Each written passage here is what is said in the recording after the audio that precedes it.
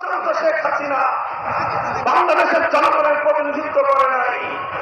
আমার কাছে কথা স্পষ্ট যে শেখ হাসিনা বাংলাদেশের প্রধানমন্ত্রী হওয়ার চেয়েও তার কাছে তিলকমালী মুখ্যমন্ত্রী হওয়াটাই ছিল অগ্রগণ্য।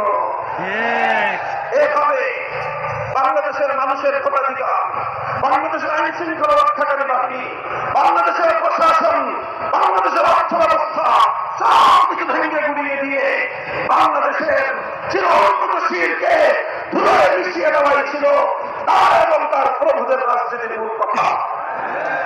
আজ শেখ হাসিনা এবং তার ফ্যাসিবাদী সরকারের পতনের পর যখন বাংলাদেশ আবার ঐক্যবদ্ধ হয়ে ঘুরে দাঁড়ানোর প্রয়াস শুরু করেছে, বাংলাদেশের অর্থনীতি যখন আবার তিল করে দাঁড়া বাড়তে শুরু করেছে, বাংলাদেশ যখন আবার ঐক্যবদ্ধভাবে সামনের দিকে অগ্রসর হওয়ার জন্য একটি চেষ্টা করছে, বারবার সেই পতিত ফ্যাসিবাদী স্বৈরাচারী সরকার এবং তার অভিভাবকরা, তার প্রভুরা দেশের সীমান্তের বাইরে থেকে আমার বাংলাদেশের অভ্যন্তরে অস্থিতিশীলতা সৃষ্টি করে, দেশের মধ্যে গোলযোগ সৃষ্টি করে আবার তারা ক্ষমতার মস্তদে ফিরে আসবার দিবা স্বপ্ন দেখছে। আমরা বলতে চাই পরিষ্কার, আজকে ভারতকে লক্ষ্য করে নাম নিয়ে আমাদেরকে কথা বলতে হয়। বিগত 6 মাসে অনেক চেষ্টা করেছো, বানের পানি ছেড়ে দিয়ে বাংলার মানুষকে তুমি পানিতে ডুবিয়ে মারার চেষ্টা করেছো। বাংলাদেশের মানুষ বন্যার পানিতে দাঁড়িয়ে তারা হাতে হাত ঐক্যবদ্ধ হয়েছে। এবার তুমি ইসকন কেড়ে নিয়ে দিয়ে বাংলাদেশের অভ্যন্তরে হিন্দু মুসলিম দাঙ্গা বানাতে চাও।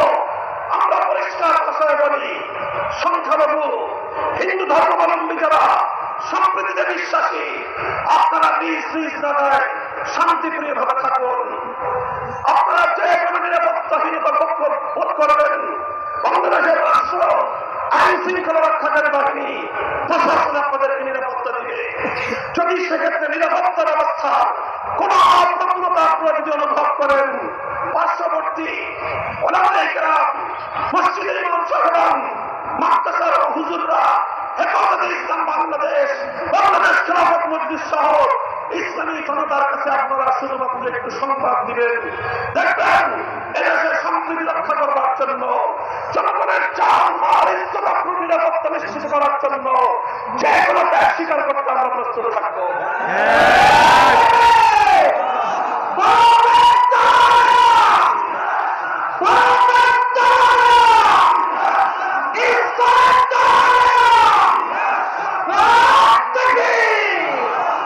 আমরা বাংলাদেশের এই অন্তর্বর্তীকালীন সরকারের কাছে স্পষ্ট দাবি জানাতে চাই, সব বিষয়ে স্বাভাবিকতাকে ফিরিয়ে আনবার চেষ্টা করুন।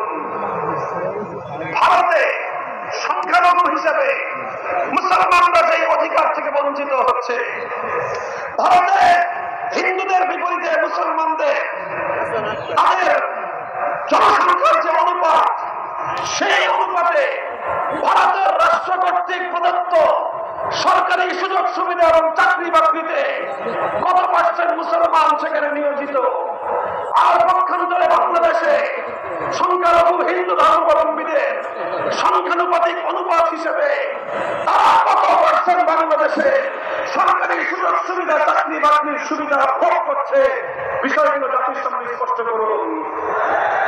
আমি এ কথা বলি না যে ভারত যেহেতু সংখ্যালঘু মুসলমানদেরকে তাদের প্রাপ্য অধিকার থেকে বঞ্চিত করেছে, তাই তার প্রতিশোধ দিতে বাংলাদেশের হিন্দুদেরকে প্রাপ্য অধিকার থেকে বঞ্চিত করা হবে, এই ধরনের সাম্প্রদায়িক কোন দাবি অতীতে আমরা করি নাই, আজও করছি না, ভবিষ্যতে আমরা করবো না।